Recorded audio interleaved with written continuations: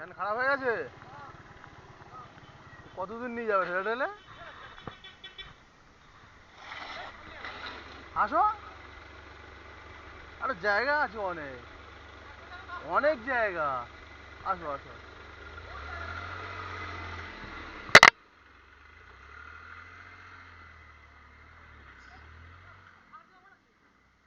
কি করে?